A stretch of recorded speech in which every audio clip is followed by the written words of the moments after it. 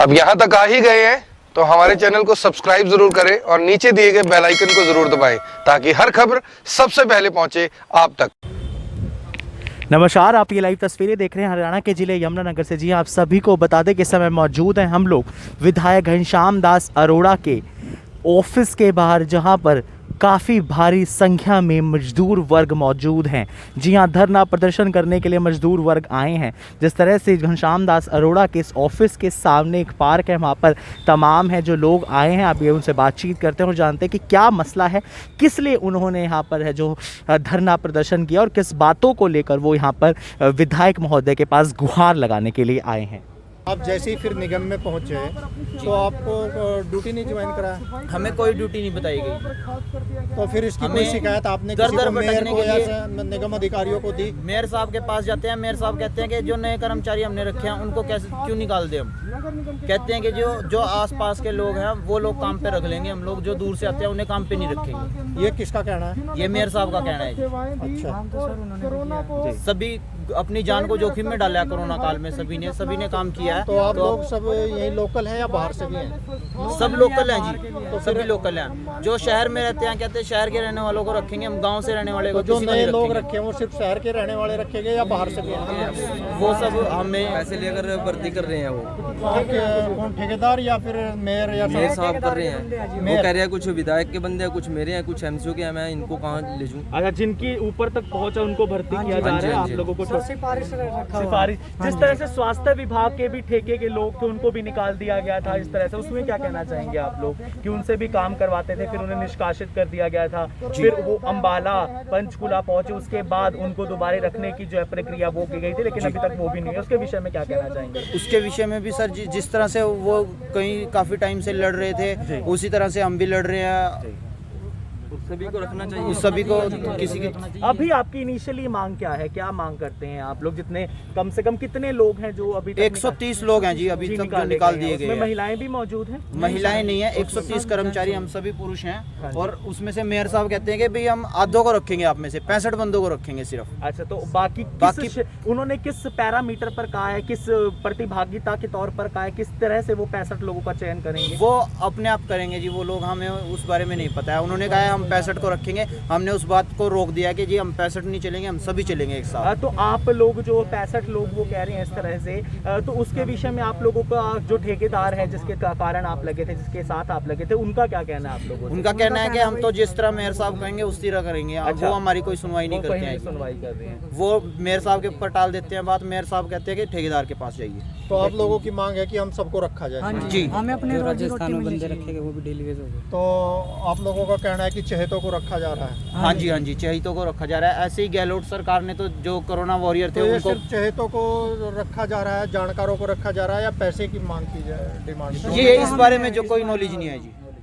दोनों की मांग है, ये दोनों ऐसे ही हैं बस। मतलब पैसे वाले भी हैं और विधायक के भी हैं, सभी बंदे हैं, इसीलिए रखा जा रहा है। नहीं, ये सिर्फ सिफारशी रखे जा रहे हैं या नहीं? तो आप अभी इनको मिलने बताया था कि या पैसे भी लेकर रखे जा रहे हैं? लेकर रखे जा रहे हैं हमें। अभी हम घनश्याम अरोड़ा जी को हमने सूत्रों से पता आज लगा। बात करी है, तो घनश्याम अरोड़ा जी कहते हैं कि हमें इस बारे में नॉलेज नहीं थी, आपने मेरे को बताया, मैं मेयर साहब से मिलता हूँ, उनसे सिफारिश आपकी करूँगा। आपको इस तरह इन्होंने हमको कहा है कि नगर निगम के जो मालिक हैं वो मेयर साहब है, मदन चौहान साहब है, लेकिन मैं आप लोगों की एक बार सिफारिश करूँगा कि आपने काम किया है, तो मैं आप कहूँगा उनसे कि इन लोगों का भी समाधान किया जाए। जिस समय आपको फूल मालाएं पिनाई जाती थी, जिस समय आगे आगे सैनिटाइजेशन का कार्य कराया जाता था, जो है बहुत ज़्यादा प्राकृतिक आपदा थी, उसके विषय में वो क्या कहते थे कि जिस समय अगर आप आज देख रहे हैं कि किस तरह से आपको निकाल दिया जाता, तो कहीं ना कहीं क्या शब्द कहना चाहेंगे उनको जिस समय आज उस वक्त सर हमें इतना सम्मानित किया जाता था, जिंदगी में कभी इतना सम्मान हमें काम पे मिला नहीं था। कर्मचारी हम नाले में खड़े होते थे,